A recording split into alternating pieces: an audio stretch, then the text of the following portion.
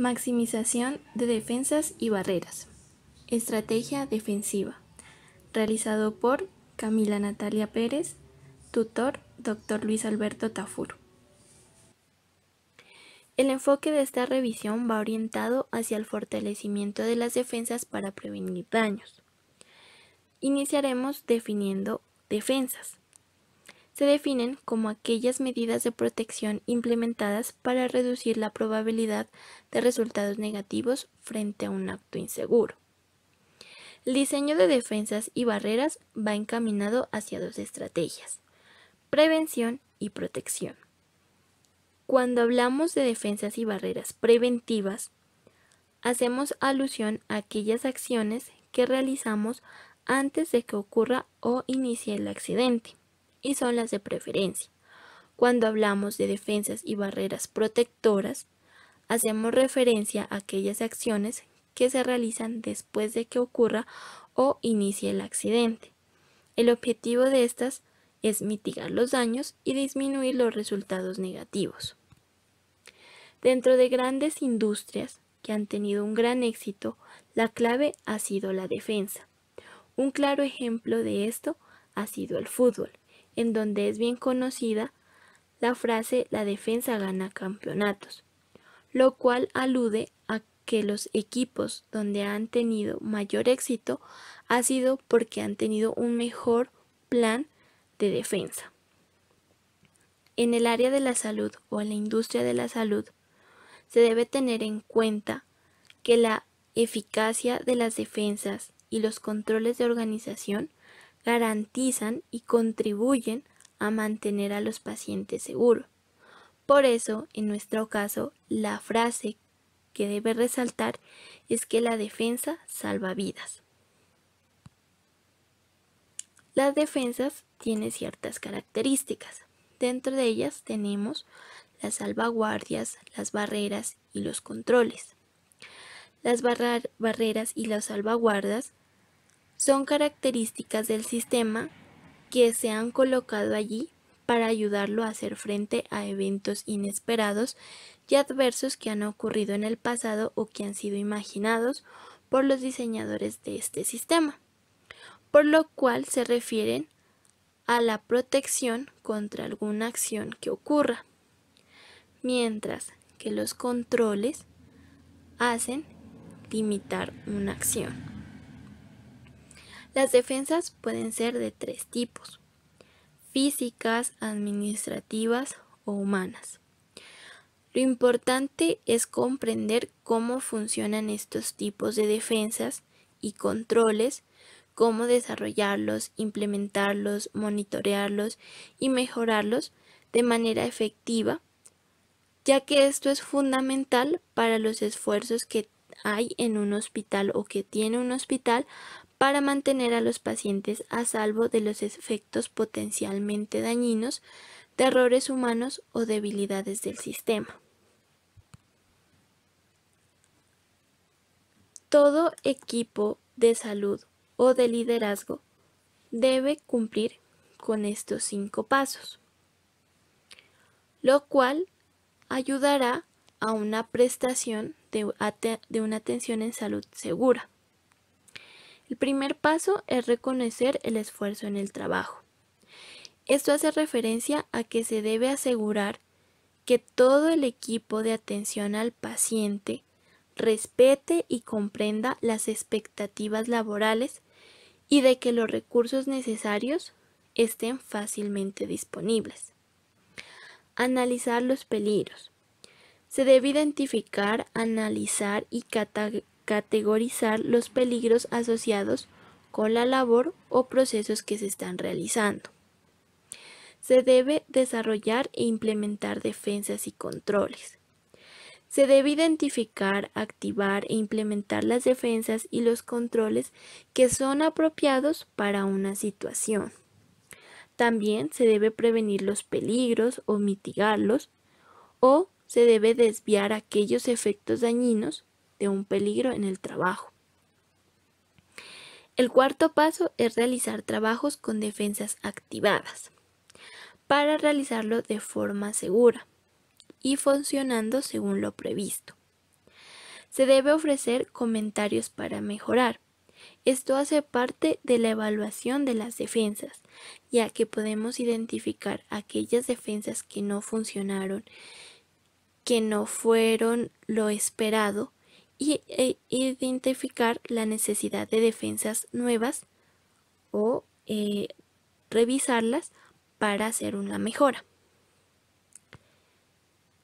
Todos estos 5 pasos tienen 2 objetivos: prevenir y mitigar el daño en el paciente. Eventos de seguridad graves que resultan en una lesión e incluso la muerte de un paciente se desarrollan en una dinámica de 5 pasos. El primer paso es la activación o la iniciación de una acción que puede generar daño o peligro al paciente. El segundo es la existencia de defensas o controles defectuosos que no protejan al paciente de estos peligros. El tercer paso es la existencia de precursores de error, es decir, que en condiciones favorables en el momento de atención al paciente hayan situaciones de probabilidad de error.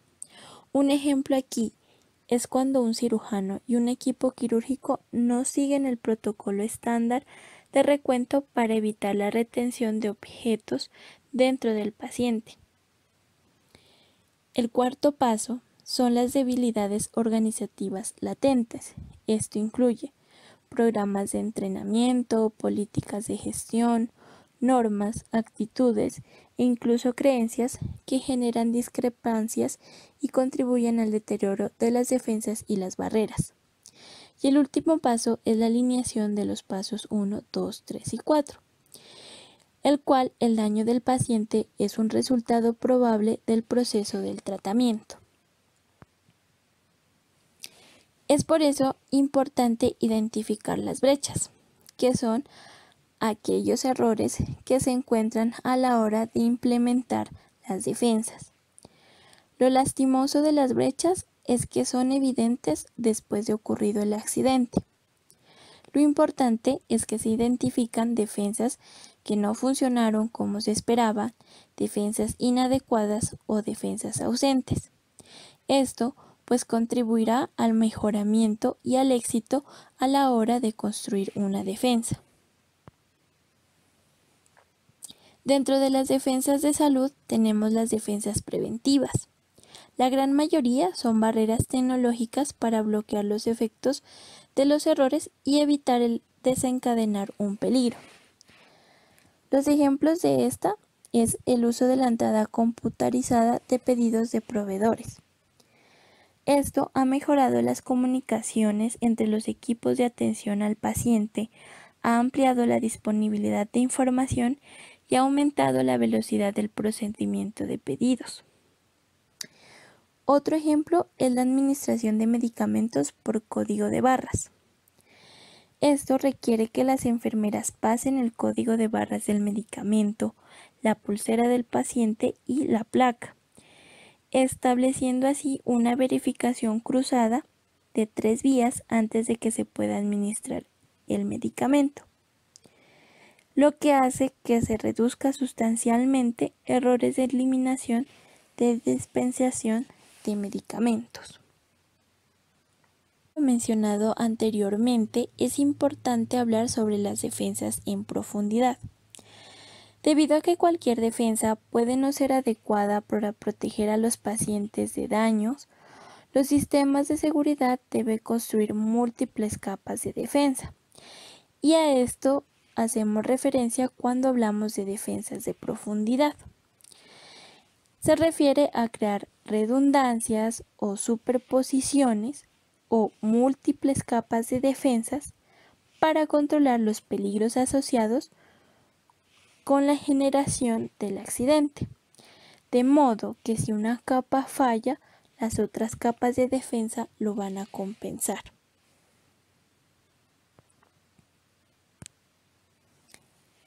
En el ámbito hospitalario, hay 3 principios para llevar a cabo la defensa en profundidad. El primer principio es la redundancia, en donde el componente o elemento del proceso debe realizar la misma función. Por ejemplo, tener o dos más fuentes de información para verificar la identificación del paciente, o hacer múltiples controles antes de administrar un medicamento.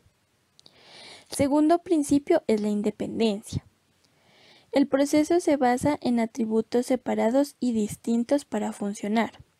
Por ejemplo, el médico que prescribe, el farmacéutico y la enfermera hacen una verificación cruzada y va a evitar que se administre un medicamento de manera incorrecta.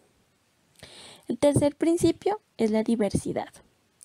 Los múltiples componentes de un proceso que realizan la misma función dependen de diferentes características de diseño para operar. Por ejemplo, la generación de energía de respaldo y las baterías aseguran que los servicios de soporte que salvan vidas como las bombas de ventilación e infusión continúen operando según sea lo necesario. Ahora vamos a hablar sobre los tipos de defensas. Iniciaremos con las defensas administrativas.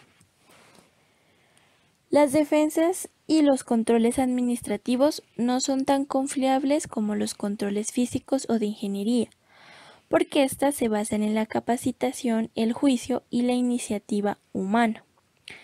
Para garantizar que las políticas y los procedimientos administrativos se sigan completa y correctamente.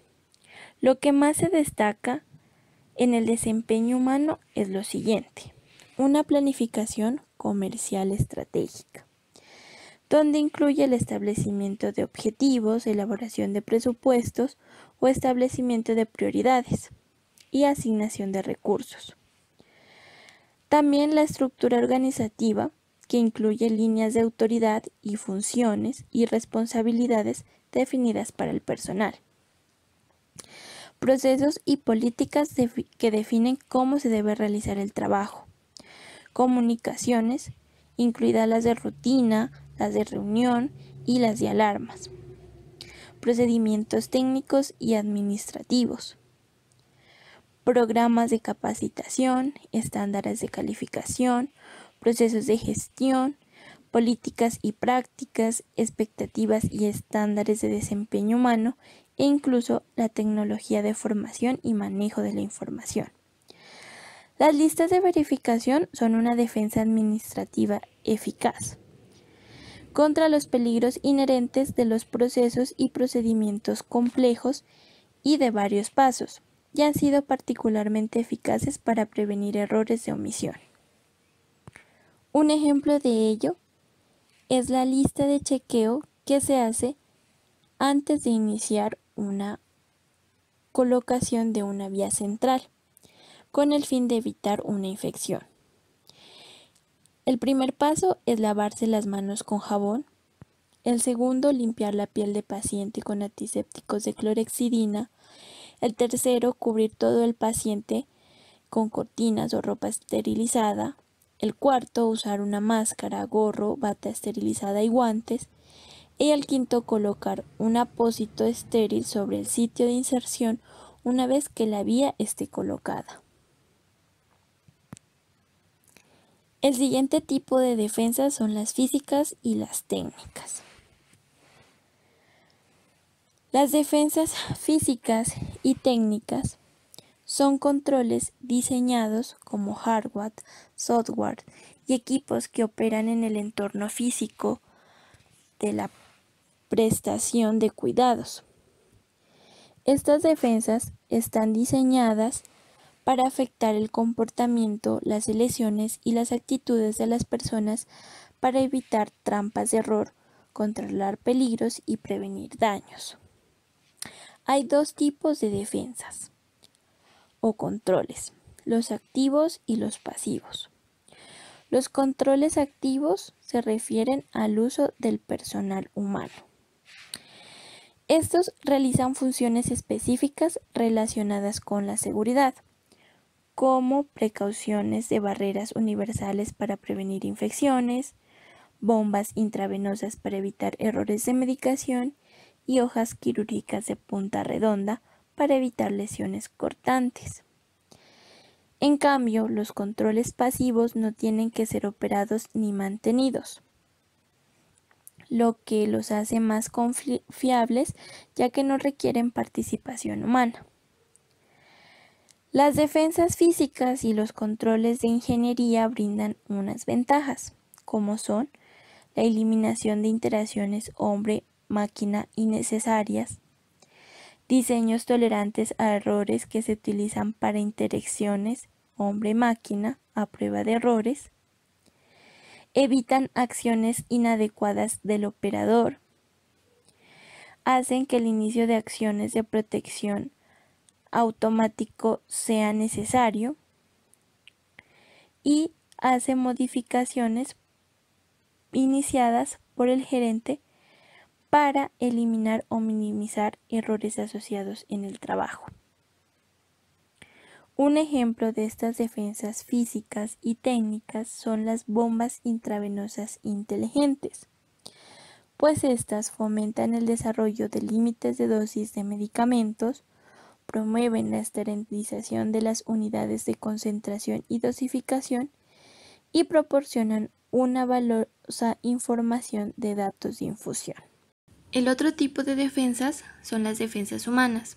Como su nombre lo indica, se refiere al personal de salud. Es aquí donde el conocimiento y las habilidades de los miembros del equipo de atención al paciente son pilares fundamentales. Estos se ven influidos por experiencias, habilidades para tomar decisiones, educación y capacitación, todo lo cual sirve como una potente defensa contra el error humano y las debilidades organizativas latentes. En este orden de ideas, el personal de cuidado, como las enfermeras, suelen ser la última línea de defensa contra un peligro que se convierte en daño. Sin embargo, al mismo tiempo, pueden ser la causa de un error humano que amenaza la seguridad en la atención de un paciente. Por otra parte, las defensas humanas también están impulsadas por las normas, valores, creencias y actitudes culturales de la organización y el personal, donde la cultura se define por el comportamiento de las personas y este a su vez se basa en valores. Los verdaderos valores de una organización se van a ver reflejados en los actos observados de su gente. Pensando en su importante papel como dispositivos de seguridad, es decir, como la última línea de defensa, el personal de salud encargado de la atención al paciente deben considerar constantemente los errores que podrían ocurrir en cada paso de los procesos de atención crítica y los peligros que crean probabilidades de error. Para realizar esta función defensiva requiere conocimiento de la situación y la utilización de herramientas fácilmente disponibles, con el fin de mejorar el desempeño humano, y estas herramientas son las acciones defensivas humanas, que incluyen 1. Sesiones informativas previas al trabajo, 2. Actitud de cuestionamiento, 3. Autocontrol, 4. Control de compañeros, 5. Eliminación de precursores de errores en el lugar de trabajo, 6. Detenerse cuando no está seguro, 7. Cumplimiento de los procedimientos, 8. Verificación en segunda persona y 9. Concentración y alerta. Todas estas acciones van encaminadas a un solo objetivo, que es el de evitar errores humanos para disminuir o, en el mejor de los casos, eliminar los riesgos de peligro a la hora de atender un paciente. Ya se han definido los tipos de defensa, ahora vamos a ver factores que pueden vencerlas o que las pueden hacer débiles. Todas las empresas es importante realizar supervisiones con el objetivo de identificar varias señales de advertencia que reflejan debilidades comunes que contribuyen a la degradación de las barreras. Es importante que por ello, en el campo de la salud, tanto los líderes del hospital como el personal de mejora deben considerar estos factores y utilizarlos para evaluar la efectividad de las defensas del hospital. Dentro de los principales factores tenemos confianza excesiva. El personal vive de los éxitos del pasado y por lo tanto no va a reconocer los problemas de bajo nivel y desconoce los peligros. Aislacionismo. Rara vez se realiza una evaluación comparativa con otras instituciones y no se implementan las mejores prácticas. Por lo tanto, la organización va a la saga de otras en la industria en muchas áreas de desempeño y es posible que no lo sepa. Relaciones adversas. Dentro de la organización, los empleados no están involucrados y no se les escucha, por lo cual no se les anima a plantear preocupaciones sobre la seguridad. Por otra parte, las relaciones antagónicas obstaculizan las comunicaciones abiertas, operaciones informales, falta de estándares operativos, formalidad y disciplina. Ingeniería débil. La pérdida de talento y la falta de alineación con las prioridades operativas provocan una ingeniería y un diseño deficientes. Prioridades de producción. Los problemas importantes del equipo persisten y las reparaciones se posponen. Se asume la seguridad y no se enfatiza explícitamente en las interacciones y comunicaciones del personal. Puede haber una gestión de cambios inadecuada o los cambios organizativos se implementan antes de que se consideren completamente sus impactos. Además, los procesos y procedimientos no respaldan un desempeño sólido después de los cambios de gestión. Eventos graves de seguridad. La importancia de los eventos no se reconoce o se minimiza, y si las reacciones a los eventos y las condiciones inseguras no son agresivas, pues las causas de los eventos no se exploran en profundidad. Líderes ineficaces. Los gerentes que están a la defensiva carecen de habilidades de equipo y se comunican mal, al igual que los gerentes que carecen de conocimiento sobre la organización y carecen de experiencia operativa, o los líderes superiores que no participan en las operaciones.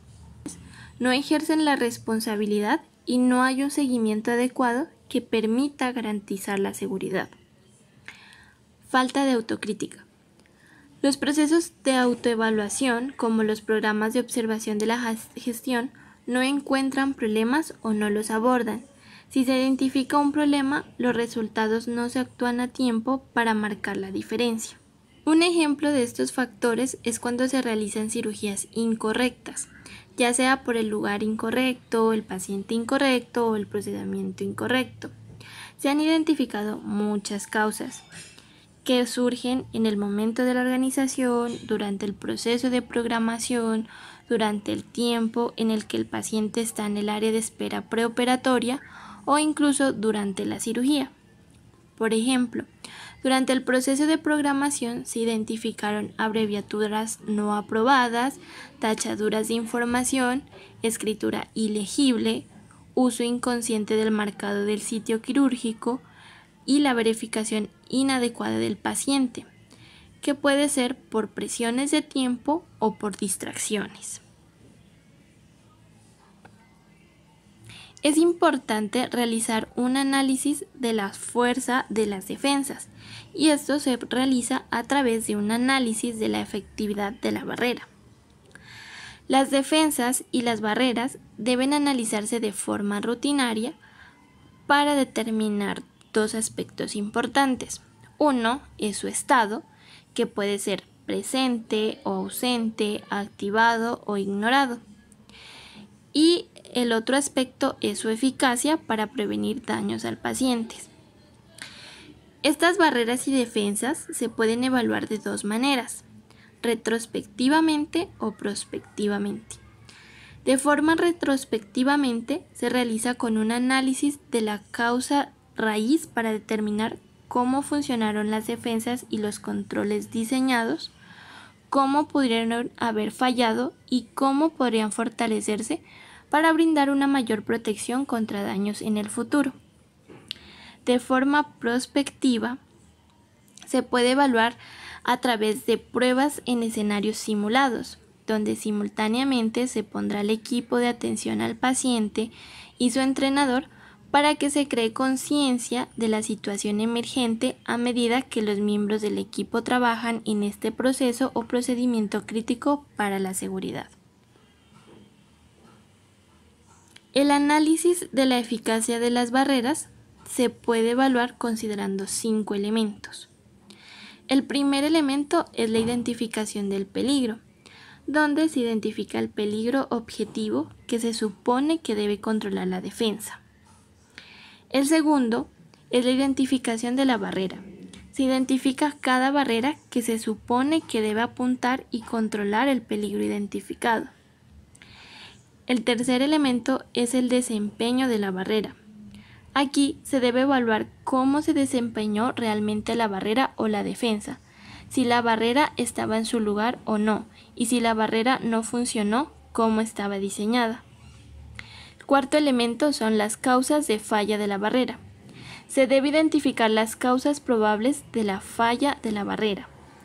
Y como último elemento, las consecuencias. Se debe evaluar las consecuencias de la falla de la barrera y las contribuciones a un evento de seguridad. Podemos hacer un análisis exhaustivo de la efectividad de la barrera.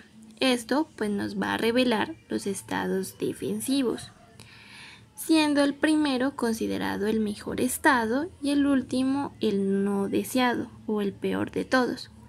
Esto indicará la efectividad de las defensas a la hora de brindar la seguridad de la organización. Entonces tenemos que el primer estado es cuando la defensa está en su lugar, se activa y es efectiva para controlar el peligro y prevenir el daño al paciente. El segundo estado es cuando la defensa está en su lugar, se activa, pero fue penetrada, es decir, que es ineficaz, permitiendo de esta manera que el peligro causara daño. Tercer estado es cuando la defensa está en su lugar, pero no se activó. Esto se puede atribuir a un posible acto de omisión. Cuarto estado es cuando se eludió la defensa y es un posible acto de comisión, es decir, que se delegó una tarea y no se realizó. 5 es cuando la defensa no estaba en su lugar y no era necesaria. Y 6 es que la defensa ni siquiera se haya realizado, es decir, que se desconoce el uso eficaz de la defensa, la barrera, y pues esto va a conducir al daño del paciente. Existen unos criterios pragmáticos que pueden ser eficaces a la hora de evaluar la idoneidad y la eficacia de las defensas, las barreras y los controles de seguridad del paciente de un hospital. El primer criterio tenemos la eficiencia o la adecuación, es decir, qué tan eficiente se espera que sea la barrera para lograr su propósito. El segundo criterio son los recursos requeridos. Hace referencia a los recursos necesarios para diseñar, desarrollar, implementar y mantener la barrera. El tercer criterio es la confiabilidad. Esto hace referencia a qué tan confiable y resistente es la barrera. Por ejemplo, qué tan bien puede soportar la variabilidad del entorno, incluidas las prácticas de trabajo, la información degradada o los eventos inesperados y de desgaste. El otro criterio es el retraso en la implementación. El tiempo desde la concepción hasta la implementación de la barrera. Aplicabilidad a tareas críticas para la seguridad, es decir, desempeñar un papel especial en los sistemas sociotécnicos. Disponibilidad. Si la barrera puede cumplir con su evaluación, es decir, si una barrera funciona como se espera y ésta está disponible cuando se necesita. Dependencia. Aquí hace referencia al nivel de dependencia que una barrera tiene con respecto a los humanos para lograr su propósito. Estos criterios son efectivos a la hora de evaluar la eficacia de una defensa a la hora de presentar la atención a un paciente.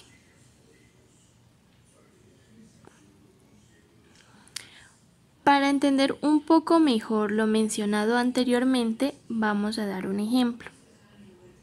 Vamos a hacer el análisis de la efectividad de una barrera. En este caso va a ser el riesgo de caídas en un paciente a nivel intrahospitalario. El objetivo va a ser el paciente. El evento va a ser que el paciente se cae mientras trata de caminar hacia el baño, sufre una contusión en la cadera y el hombro. La defensa o la barrera. Hay que analizar cada defensa que está diseñada para controlar cada peligro. En este caso, la defensa va a ser que haya pasamanos resistentes en las habitaciones, baños y pasillos de los pacientes. Esta es la quinta de las 12 defensas o de las 12 precauciones universales contra las caídas. Vamos a evaluar también el propósito de la defensa, si es una defensa de prevención o mitigación. Y tenemos que el pasamanos es una defensa preventiva. Tipo de defensa, si es una defensa física, administrativa o humana. En este caso va a ser de tipo física. Vamos a evaluar cómo funcionó la defensa o la barrera. Esta defensa no se activó porque otras defensas fallaron primero.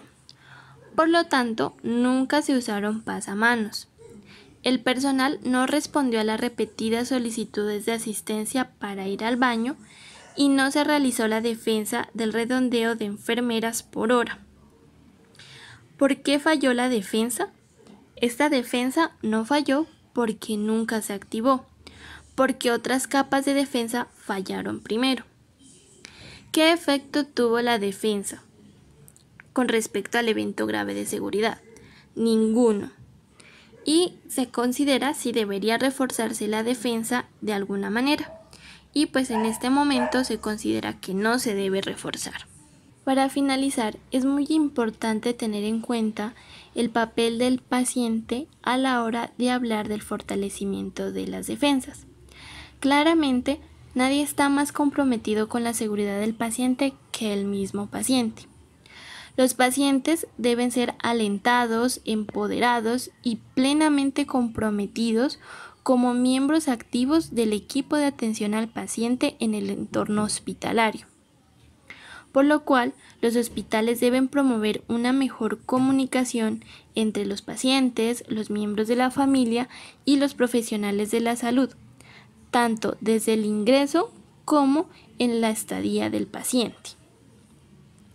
Cuando los pacientes expresan su opinión y cuando los profesionales de la salud los involucran y los capacitan para hacerlo, y luego estos comprenden y actúan de acuerdo con lo que escucharon, se fortalece el equipo de atención médica. Para ello es importante hacer preguntas para asegurarse de que comprendieron su diagnóstico, sus opciones de tratamiento y los planes de atención. También es importante hablarles sobre los riesgos y los problemas que ven o pueden encontrar. Y es también de forma importante expresar sus valores. De hecho, los propios pacientes pueden ayudar a salvaguardar su propio bienestar y promover el cambio. Cuando los pacientes participan activamente en su atención, en las decisiones sobre su plan de atención y se mantienen informados sobre lo que les está sucediendo o está a punto de suceder, mejora la calidad y seguridad de la atención, que pues es el principal objetivo de las defensas. Como conclusiones tenemos 5 aspectos importantes. Primero, es importante comprender la idoneidad y eficacia de las defensas y los controles de la organización y su contribución para mantener seguros a los pacientes. Segundo, alentar a cada miembro del equipo de atención al paciente, así como el equipo de liderazgo, es primordial en la seguridad del paciente. Tercero, se pueden construir sistemas seguros que incluyan múltiples capas de defensas para crear funciones defensivas, superpuestas y complementarias para evitar que los errores molesten a los pacientes. Cuarto, es importante considerar los factores que afectan las defensas y los controles y utilizarlos para evaluar la efectividad de las defensas del hospital. Y quinto, es importante evaluar la zona de paridad de la organización para establecer el equilibrio correcto entre producción y protección.